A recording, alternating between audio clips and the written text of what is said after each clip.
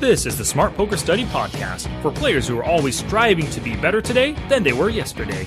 Through strategy discussions, Q&As, and Poker Pro interviews, we'll dive deep into everything related to poker tactics, study techniques, and the mental side of the game. All in an effort to improve your skills, maximize your profits, and to make you a lifelong successful player. This podcast is brought to you by SmartPokerStudy.com, and I'm your host, Sky Matsuhashi.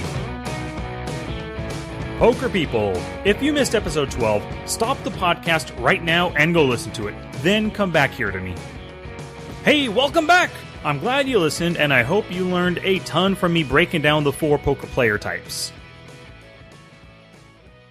Hey, poker people, it's day 7 in my 30-day challenge to release a new podcast every single day, and I feel like I'm rocking it. Oh, and this just in, dinner report for tonight? My wife is cooking me my favorite meal ever, black bean crab. Ba-da-ba-ba-ba, I'm loving it. Okay, well, on to the show. Today's episode is a book review on a great personal development book called The Miracle Morning. Alright, so I'll start with a little overview of this episode. I'll begin by talking a bit about the book as a whole and why I recommend it so highly. Next, I'll cover the author's 6 practices that he guarantees will save you from a life of unfulfilled potential. I'll end the podcast with a simple challenge that will only take 6 minutes to do every day. And of course, everything I discuss here will be in the show notes for this episode, which you can find and follow along at smartpokerstudy.com/13. And don't forget the iTunes contest we're running. Everyone who leaves a rating and review in iTunes will be entered into a drawing for a free hour of coaching. All you have to do is send a screenshot of your review to me via Twitter or email to be entered into the drawing. My Twitter is at smartpokerstudy and email to sky@smartpokerstudy.com. Now here it is, today's podcast mission. At the end of this podcast, you'll have an easy set of practices that you can use every day to start you off on the right foot and accomplish more than you ever thought possible before others even wake up in the morning. Well, the last book review I did was on The One Thing back in episode 3, and I received a lot of good feedback on it. So before I review an actual poker book, I felt that I needed to discuss the second best personal development book I've ever read. I got so much out of this book. I lost 30 pounds after employing the lessons learned. My poker game improved, and my bankroll started to shoot up, going really quickly from $200 to $1,100 in just a matter of 5 weeks. I created the Smart Poker Study blog, which has led me to this podcast, and I still use what I learned to this day to be more productive and to get shit done before my boys wake up at 6:30 every day. The book is called The Miracle Morning, and it's written by Hal Elrod. Hal has a great story. After being clinically dead in a car crash when he was 20, he woke up 6 days later from a coma and was told he'd never walk again. He was able to do so, and since then he has actually run an ultra marathon and is a super active guy. He went on to become one of the best salespeople ever at Cutco and became a successful coach as well. He's been a keynote speaker at conferences and has actually run his own conferences. This guy is super successful, and he credits it all to the Miracle Morning that he created. He also has a great podcast called the Achieve Your Goals with Hal Elrod podcast. The main message in The Miracle Morning is to wake every day with purpose and start it with tasks that make you a better person. This is the key to getting what you want out of life. One of my favorite quotes from the book is, "Where you are is a result of who you were, but where you go depends entirely on who you choose to be." So The Miracle Morning is all about having a level 10 life, quote-unquote level 10 life, by developing successful habits and having the proper mindset that brings you closer to the person you want to be. Now, this is going to be hard for lots of poker players to hear, but these habits start with waking up early each morning. I know, it's a bit antithetical to the poker player lifestyle, but suck it up, bitches! I used to have a friend when I worked at a restaurant who would come in. Her name was Jen. She would come into work every day, and the first thing she said was, "What's up, bitches?" And she said it like that, and it always made me laugh. Oh, I just love that about Jen.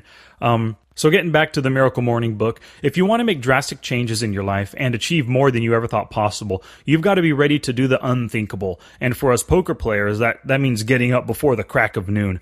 I actually wake up every day by 5:15 or maybe 5:30 if I hit the snooze one time, because I want at least 1 hour before my boys wake up at 6:30 before I have to get them ready for school and make them breakfast and all that jazz, And that's when, that time between 5:30 and 6:30, that's when I have the time to practice all the things that Hal Elrod discusses within the book. And what are those practices, you might ask?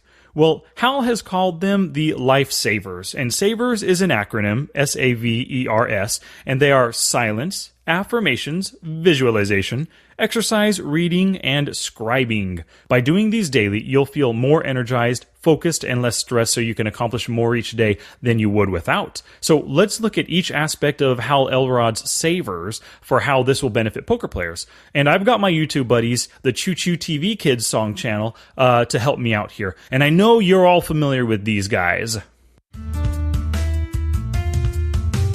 S for Silence. and S for Silence. So practicing silence in the morning, and you can do this in a few different ways, like through meditation, prayer, reflection, deep breathing, or practicing gratitude, can really help to reduce levels of stress. And being a poker player is very stressful. Trying to earn enough money for rent and food, dealing with variance, sitting in front of a computer screen all day long, or at a table in a card room all day and night, and getting inadequate sleep all add to our stress levels. Silence also has the added benefit of bringing calm. It gives you clarity and peace of mind and helps you to stay focused on your goals every day. The skills that you gain by purposeful silence every morning can also add to tilt control during your sessions. And so by starting your day with silence, you'll be one step ahead of those starting theirs with social media, TV, Facebook, Twitter, all that jazz. A for Affirmations. A for Affirmations. So affirmations allow you to develop the mindset and the determined focus you need in order to get to the next level. You repeat them aloud to yourself once or twice a day, preferably during your miracle morning and just before going to bed at night. I always say it with true emotion and feelings to make it more real and impactful on my subconscious. So I recommend you do the same. And, one of the things we can do to become successful is follow in the footsteps of greatness. And as you all know, Muhammad Ali is one of the greatest of all time. Muhammad Ali said over and over again to himself and to others, he said, "I am the greatest, I am the greatest." That was one of his big affirmations. And he said this on his way to actually becoming the greatest. He's also quoted as having said, "It's the repetition of affirmations that leads to belief. Once that belief becomes a deep conviction, things begin to happen." So there is a simple formula that Hal Elrod uses for affirmations. And if you want to see it, you can go to the show notes to see what the formula is. There's some blanks, and you can fill in the blanks to create your own affirmations. But here's the one that I am currently using. I am committed to studying one topic every week for at least 1 hour per day so that I can become adept in that specific topic, and I'll put what I'm focused on into play each session so that I can hit my $20,000 bankroll by December 31st. V for Visualization. V for Visualization. Visualization is the active process of imagining what you want out of life and envisioning how you're going to achieve it. All-star athletes and highly successful people from all walks of life practice it, like Tiger Woods, Bill Gates, and Tony Robbins, just to name a couple there. You can just sit quietly and envision what you really want out of life and, from your poker play, and visualize the things you need to do to get you there. You can also create a vision board to help, place on it pictures or images that symbolize the things you want, the person you want to become, and what you want to do. If you'd like to see my own vision board, I actually have a picture of it within the show notes for this page, which were smartpokerstudy.com/13. And visualization goes hand in hand with affirmations. So putting these two practices together in your miracle morning can bring your performance to new levels. E for Exercise. and E for Exercise. E. The Mayo Clinic lists 7 benefits of regular exercise. It controls weight, combats health conditions and diseases, it improves mood, boosts energy, promotes better sleep, and it puts the spark back in your sex life. Oh yeah! And it can be fun as well. Exercise, that is, not sex. Never sex. So it stimulates the brain and leads to clearer thinking and improved mood. 2 things that all poker players need, and I guarantee, or I bet all of you would agree with me there. There's no A game without calmly thinking through your decisions and avoiding tilt, and exercise helps you do these things. So If you're too busy to hit the gym every morning, or if you just lack the motivation, download one of the many 7-minute workout apps available on your smartphone. I used to have one that I used all the time, but right now I switched to a 30-day challenge app, and you can find, within the iTunes store, I just searched for, just 30-day challenge, and it might have been 30, 40, 50 different ones popped up. I chose one of the first most popular ones, and I love it. Right now I'm doing 3 different 30-day challenge on squats, push-ups, and crunches. So you could do that same kind of thing there. Reading. Reading.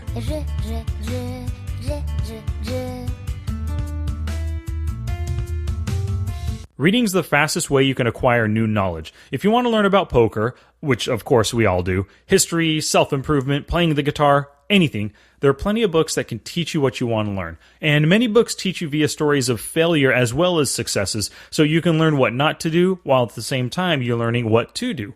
When you're done reading a book, it shouldn't look physically like you've never touched it at all. That's how I used to read books. It looked like I never even picked it up off the shelf, and I would put it nicely back into the bookcase right there, and it would look beautiful. But not anymore, especially when it comes to self-help books or informational books. Those things are torn up, they're highlighted and underlined, they contain tons of scribbled notes throughout, some dog-eared pages, and guaranteed the spine is broken because I like to open it up and hold it up wide so I can easily see all the pages. So it should look worn and used. Those are the signs of a good book, one that you learn from and you can refer back to your notes and highlights later to refresh yourself on the important lessons that it imparted. And in a future episode, I'll cover really how to get the most out of poker strategy books. I don't know what episode number that's going to be yet, but it's in the docket, And reading alone isn't enough, though. You need to put the knowledge you've learned into practice, and that's why I'm going to do that future podcast. If you read Mormon's Book of Poker and don't try to implement his pot control tactics,